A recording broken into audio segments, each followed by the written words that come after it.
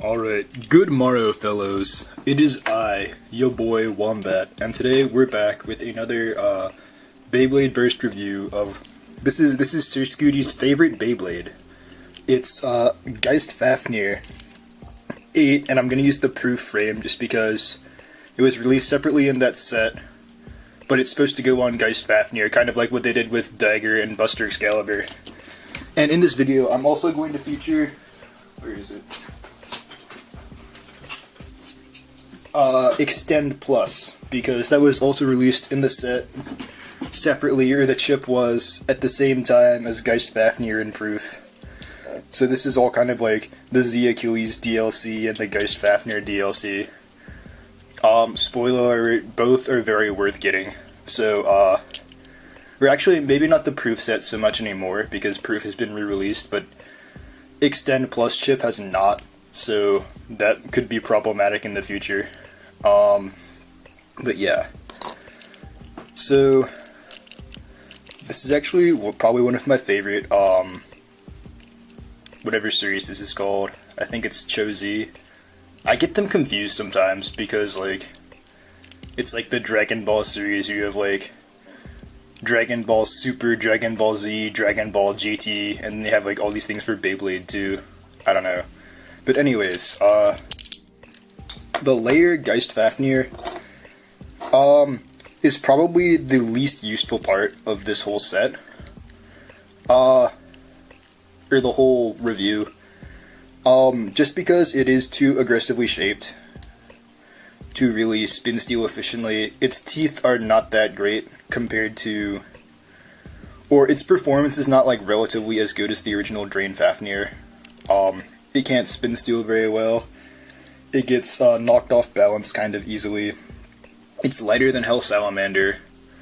So overall, it is just worse than Hell Salamander. It's kind of like in that same boat that all of those just average right spin, defense, stamina-ish layers that I mentioned in the last review are, but for left spin. Some people have had success for it with attack. I've tried it a few times, but I found it to self-burst way too much to find it better than Bloody Longinus, but I know,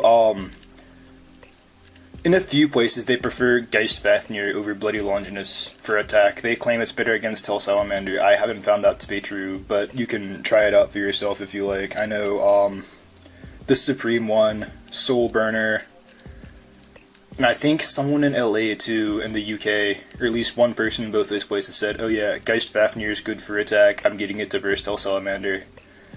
So, try it out. I didn't think it was too great, but you might have a different experience. I prefer Bloody Longinus over it overall for attack, and Hell Salamander for stamina and spin stealing. The mouth gimmick is pretty cool, though. You've seen me doing this whole time. Yeah, it's a pretty cool, like, gimmicky layer, but I don't think it really works very well. And the disc is 8-. I mentioned in the Buster Excalibur video how the dash discs are different than the non-dash discs. So, like, here's the normal 8, where the frame attachment thing is right near the tab that goes in the layer. And, wait. No, never mind, I got this backwards again. They're in the same place on the dash discs.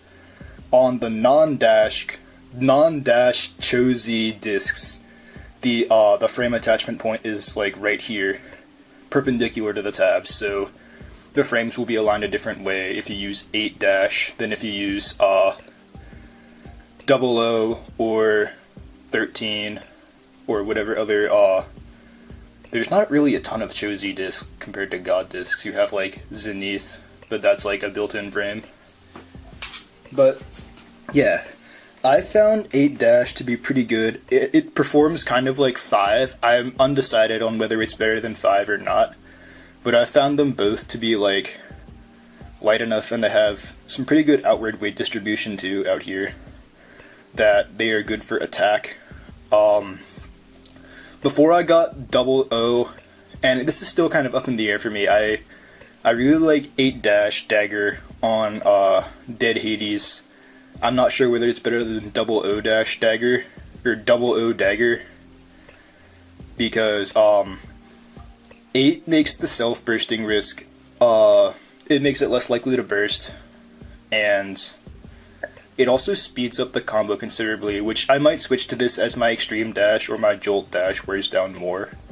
But overall, it's kind of like an underrated disc. It's kind of outweighed compared to things like Sting nowadays, but it had like a strange niche use as kind of like a more burst resistant core disc to use compared to the more heavyweight mainstream ones.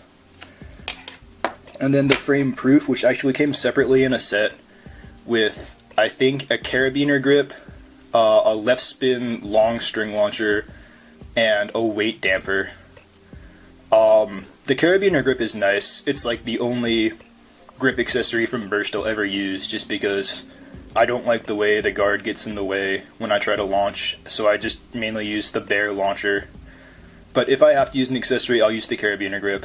Or the bay logger, but that's like super expensive nowadays. So proof is kind of like polish but a frame is a good way to put it.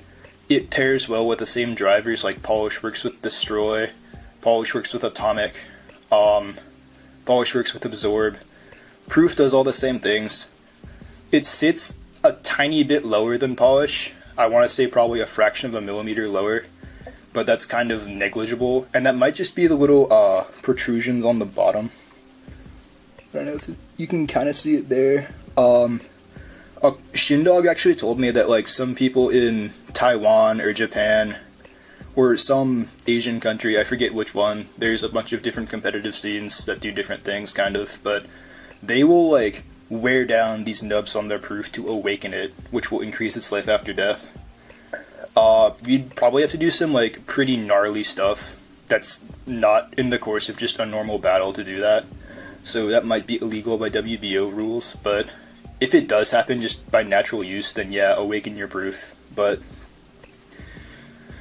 proof is good because it will beat bump and cross and glaive on atomic and destroy and absorb and opposite spin.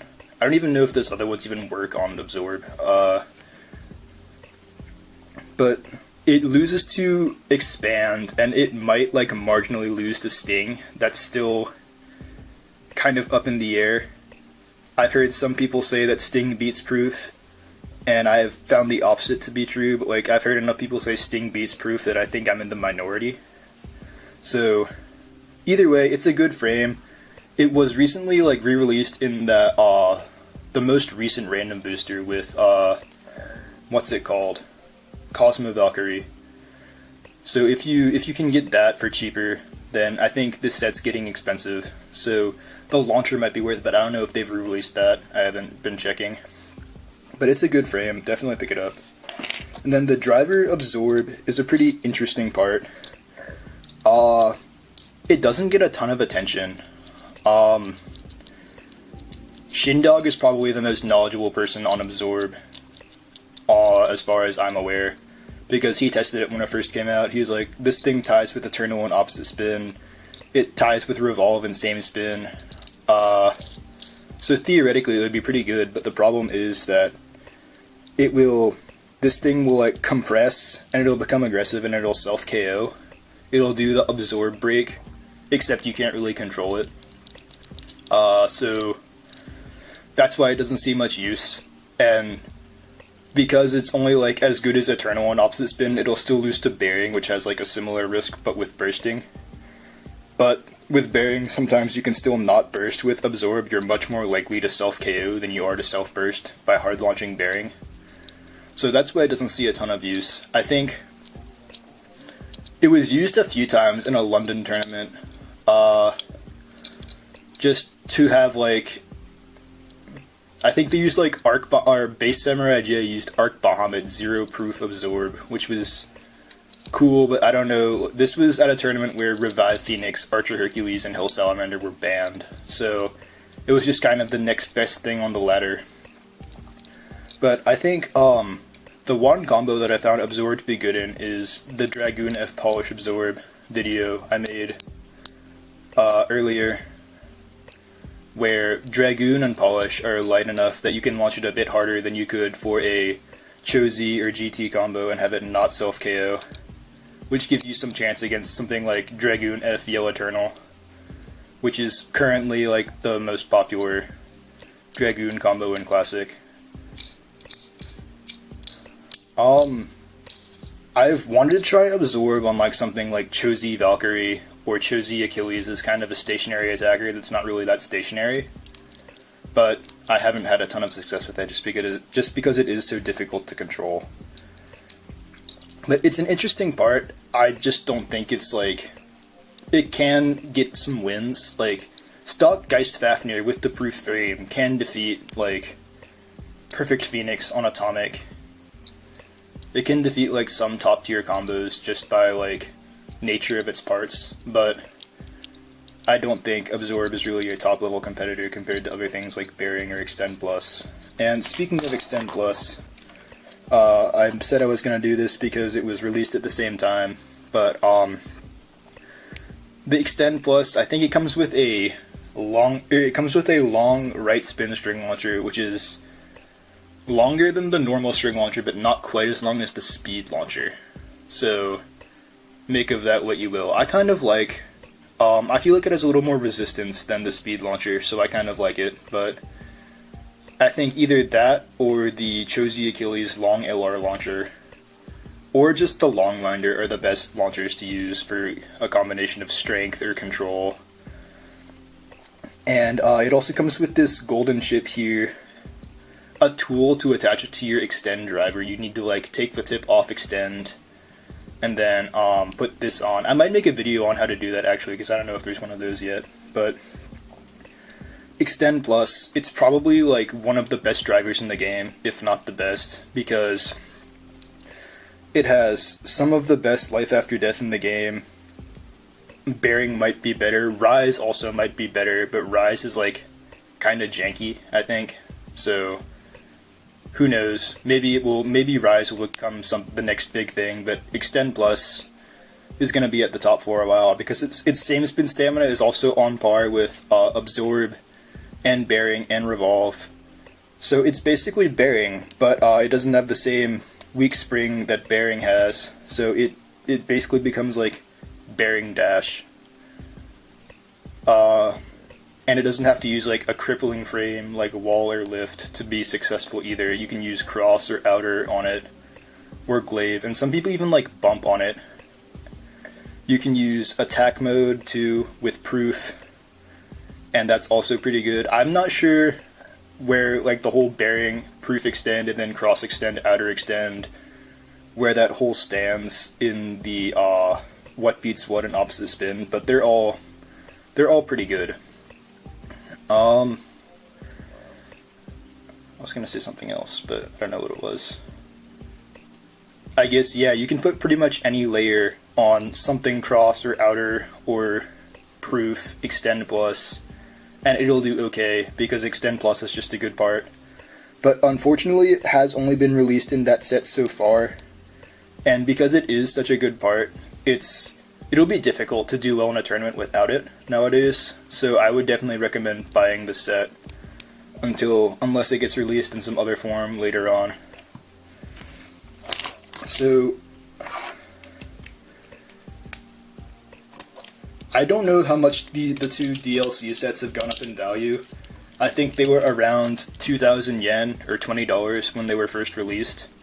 And for what you're getting, which is like mostly competitive parts, you get Proof, you get Xtend Plus, you get two pretty good launchers, you get like some kind of useful accessories. I think Xtend Plus also comes with like a trigger that I don't use, but some people might like it. Geist, Absorb, and 8' are okay. I would honestly say you can skip out on Geist Fafnir and just get the sets, which is like not what this video was originally about, but that's kind of where it went. Just because none of Geist Fafnir's parts were too outstanding when they were released, and they've only gotten less useful with time. So Proof and Xtend Plus are good. Geist Fafnir, not so much, unfortunately. But it's still probably one of my favorite CHO Beyblades. So up next, I think, is another one of my favorites, which is why I've been like excited to finally get past the cruise ship Beyblades. It was like, I don't really like these in design or performance or whatever, but up next is No Longer Alive Hades. So I'm looking forward to that review too, so I will see you guys then.